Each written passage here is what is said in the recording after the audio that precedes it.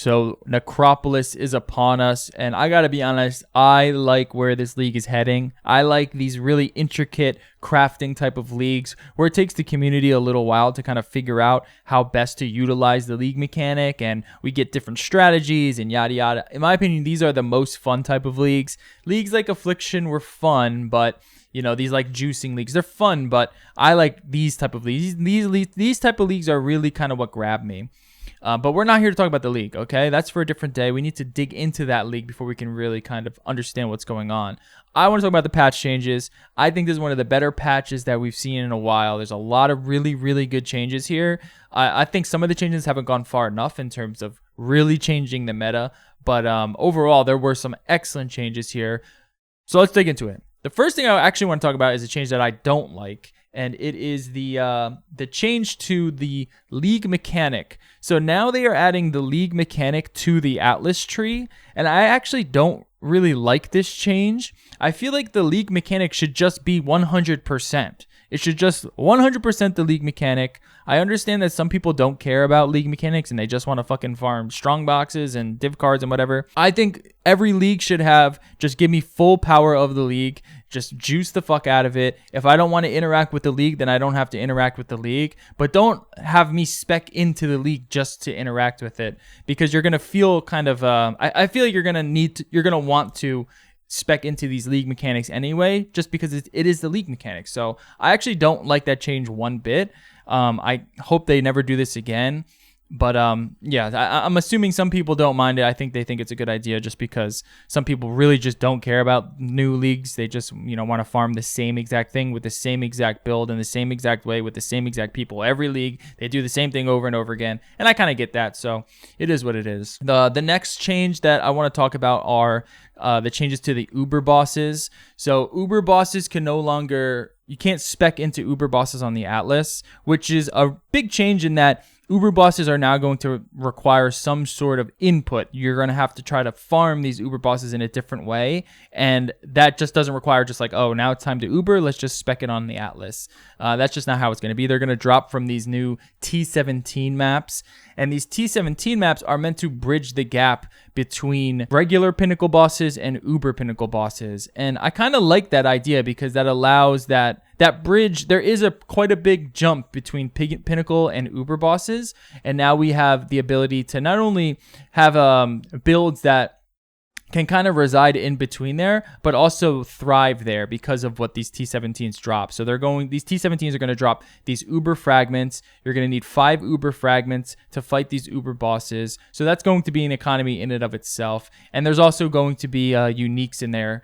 Not to mention just like the general boost to the map itself through the mods and the item quant and stuff like that. So T17 farming does seem to be like a viable strategy here, where you're going to need a strong build, but you don't need the most absolute strong single target build with a lot of defense. You're still going to need a tough build, but you don't need that top pinnacle Uber DPS and stuff like that. So I think it's an interesting way to kind of bridge the gap in power between non-Uber and Uber. So that's really good.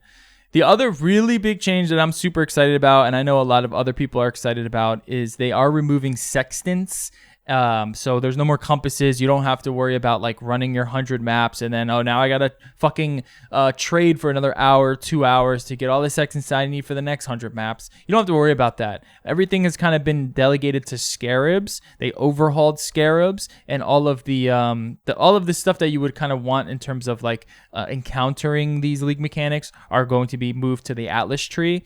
So instead of just having sextants, they're kind of delegating that power to scarabs in the Atlas tree, which I think is a great change. I just hate dealing with all of the minutia around farming maps. It's just it is inconvenient, especially when I just don't like trading. So yeah, that's a win for me. I'm curious how other people feel about it. I'm curious how like the big MFers are gonna feel about it, especially considering the next change in that they are removing Growing Hordes, Wandering Path, 7th Gate. Growing Hordes being the, I think the Scarab thing where you add Scarabs and it gives you pack size, and Wandering Path obviously scaling the small Atlas passives that will grant you things like stronger map modifiers and stuff like that. They removed that, which is great because I didn't like any of that stuff too. It did feel at a point that it started to become more worth it to always go Wandering Path and just buff your maps for better drops and stuff like that, rather than speccing into something else. So I like when they remove stuff like that. They did remove 7th Gate, but then they added, you can just now get everything in the map crafting station. It's just all there now, so you don't have to worry about 7th Gate. They also added multiple Atlas trees, so you can now have multiple Atlas trees, which is great. You don't have to have one Atlas tree and then you want to do a different strategy. You're going to have to get all those respec it down, and then redo that. You can just have 3 different Atlas trees now, which I think is a great compromise. I think 3 is plenty. And what's great about the Atlas tree situation is that it is selected upon the map. So here you can see that, you can select your Atlas tree up at the top there. And then you'll also see that in the map device, you can just select it per map. So you have your 3 little trees there, so you can select it per map, which I think is, that's awesome. That's a great change. So per map, you can have just selected on the fly. There's no lead up to that whatsoever, which is pretty cool. All right, now some of the other changes. Let's go through some of the uniques that have been changed, which I think are pretty important. Ralakesh had its movement speed removed. Now, that's a big nerf. Not having movement speed on your boots is just, that's tough, right? That's a big nerf. But Ralakesh is still so strong that I think a lot of people are still going to build around it. And I don't like how powerful Ralakesh is. If we were to look at PoE Ninja, we can see Ralakesh is sitting at 18%. So 18% of all the builds is using Ralakesh. More people are using Ralakesh than they're using Progenesis, than they're using Defiance of Destiny, than they're using Headhunter, Bottled Faith. It's extremely just globally strong. And I don't like that. I don't like how strong that is. Now, that said, removing the movement speed does make other boots more competitive, because it's now, do you want to be 30% slower or not? That's a big hit to movement speed. Just not having movement speed on your boots is pretty rough. But I do think that a lot of people just aren't going to care about that. So you're still going to see a dominant Ralakesh. You're still going to see it dominant. A couple other uniques have been changed. Mana Storm got buffed. Wraith Lord now gives 4 more specters. And Yoke of Suffering now is bumped up to 10% increased damage per ailment. Now, what's interesting about all these uniques, well, what's interesting about some of the uniques, not Ralakesh, but some of the uniques you can only get from these T17s. They drop from the bosses. Some other big changes is that Soul Eater has been capped to 45 stacks, which is quite a big nerf to Headhunter and Headhunter clear speed. I think this is warranted. I think Soul Eater is kind of stupid, and it is extremely valuable for Headhunter. It's basically all what Headhunter is. That's not really fair, but the Soul Eater getting nerfed is pretty crazy. There's also, everyone has seen this, no more skills, no more instant skills on left click. They're trying to figure out ways to supplement that.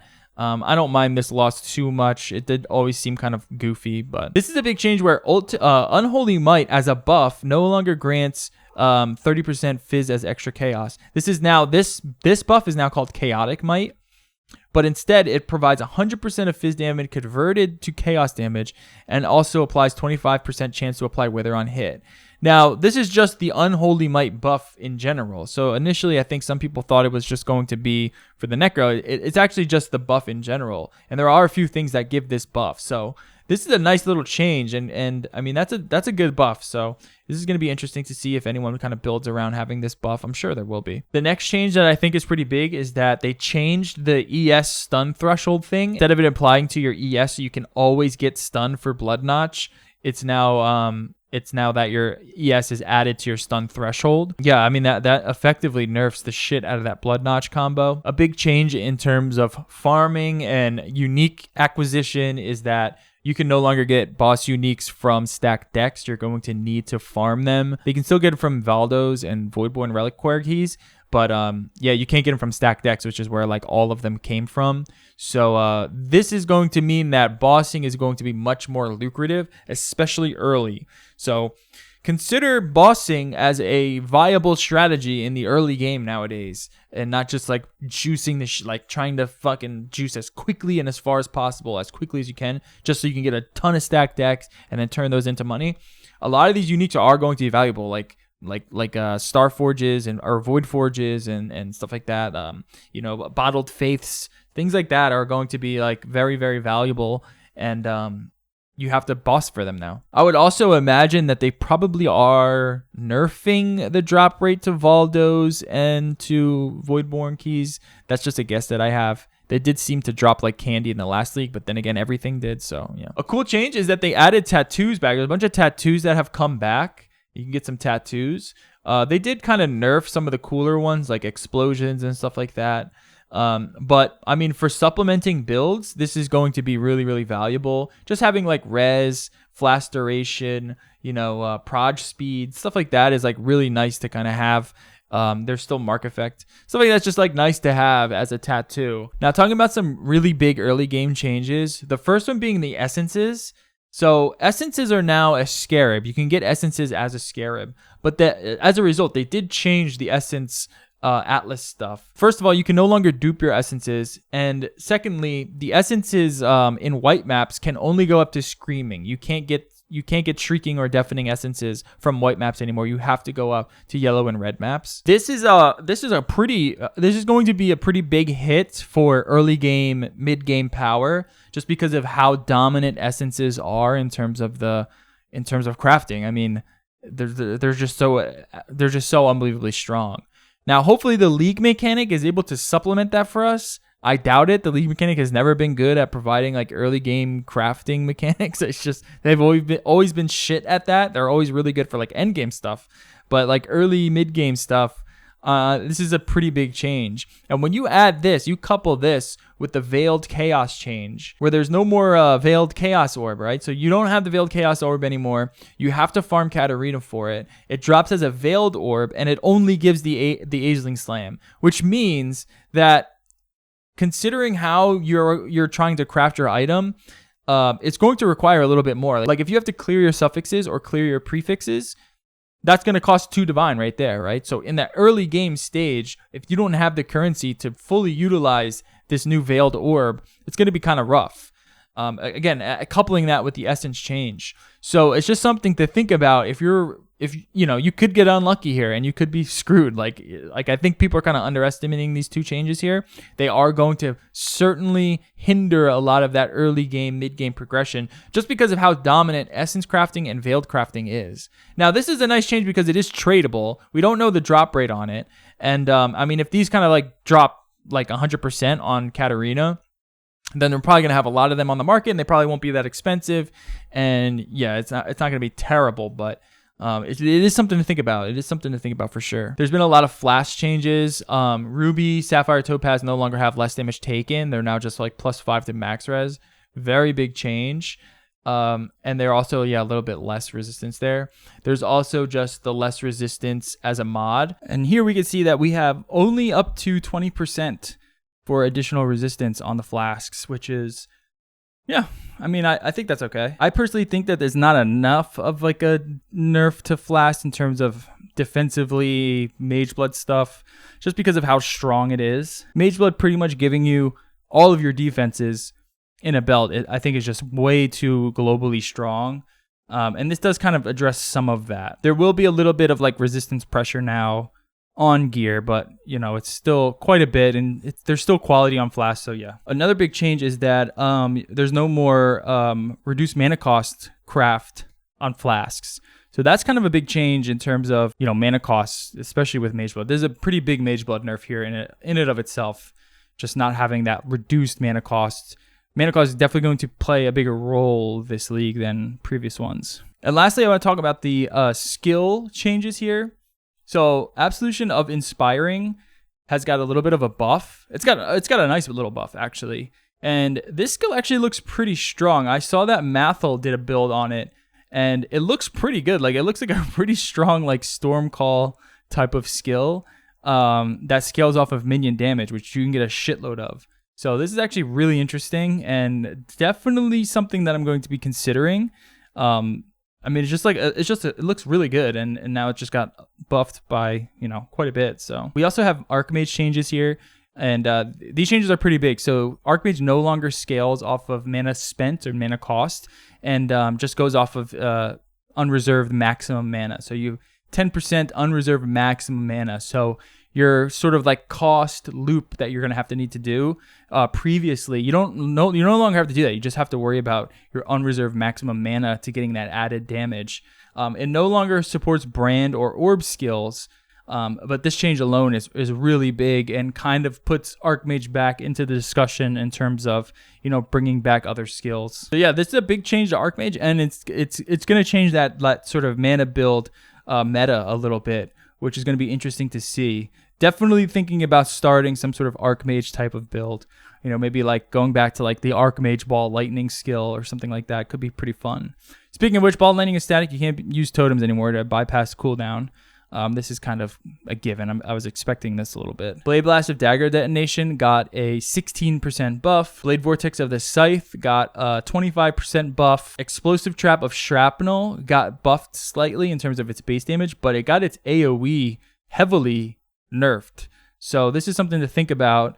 I want to see kind of how this plays, but you know, the AoE was like a pretty strong component of this skill, and with that being nerfed quite a bit, I mean almost by 50%, it's going to be a little bit interesting, but it is still strong. Like you do get like, it is like a strong skill now. Frostblades of Catabasis now has 20% more damage to cold over time, which is kind of interesting. I haven't used this skill. I don't know what this skill is like. The base cold damage per second it's okay. So this being buffed by 20% is kind of interesting, and I've just never seen this in a build.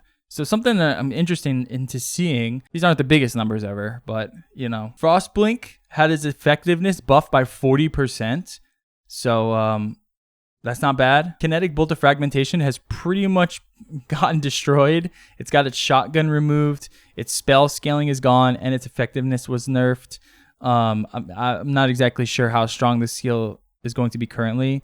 I mean, this spell damage scaling seemed to be like a pretty strong component of increasing its damage, as well as like the interactions to Sniper's Mark, which we'll talk about later, but all of that has gotten nerfed, so it's going to be pretty rough for Kinetic Bolt players. And then Penance Brand of Dissipation, the skill that everyone expected to get nerfed, did get nerfed in every single way. It's got its activations nerfed, it's got its effectiveness nerfed, it's got a base damage nerf, and it's got its scaling nerf. So everything about this skill has gotten nerfed. Is it still enough? Like, I'm not exactly sure.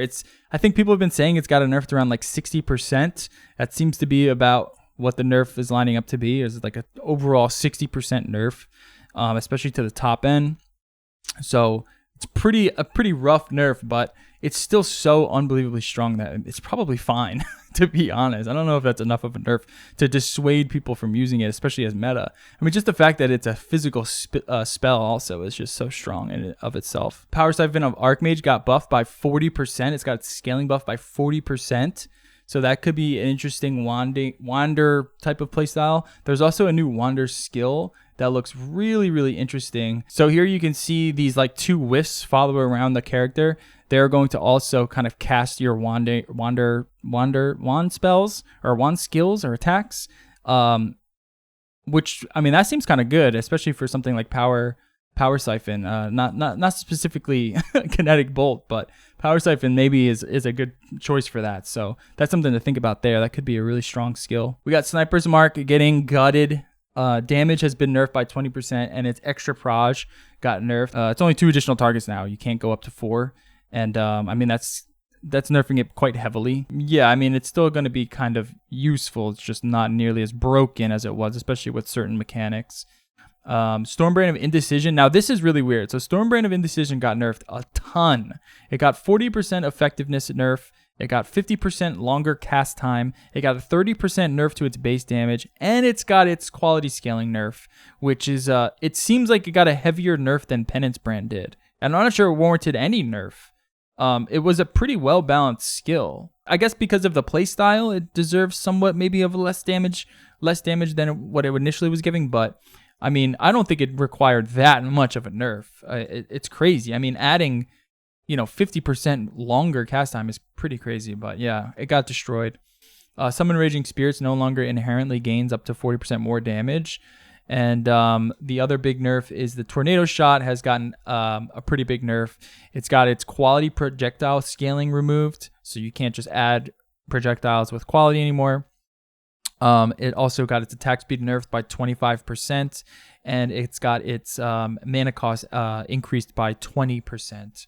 So a good deserved tornado shot nerf. Still probably not enough. They should probably just, I don't know. I really hate tornado shot. It's been so dominant for so long, and it still seems like it's going to be good. It just requires a little bit different of investment type here. I mean, you are losing a lot of like that secondary projectile. So, I mean, I guess the overall it's probably more of like a 30-40% nerf, considering if you lose like 1 or 2 projectiles. But yeah, so that's that. And oh yeah, and then volatile dead no longer explodes on its oldest orbs. So you know, if once you reach that maximum, it's just they're just gonna kind of expire there. So those are all the skill changes there. So really good skill changes in my opinion. I think Stormbrand got hit the hardest out of all of them, surprisingly. But there are some interesting buffs here, like the Archmage changes, some of the buffs to the Blade Blast stuff. Yeah, I mean, I think it's going to be a fun little theory crafting league, a fun little crafting league, and some more intricate stuff. And then just hopefully the changes to like the base game and the base atlas just change up the meta a little bit. But yeah, I'm very, very, very excited for this league, and I can't wait to see what people come up with.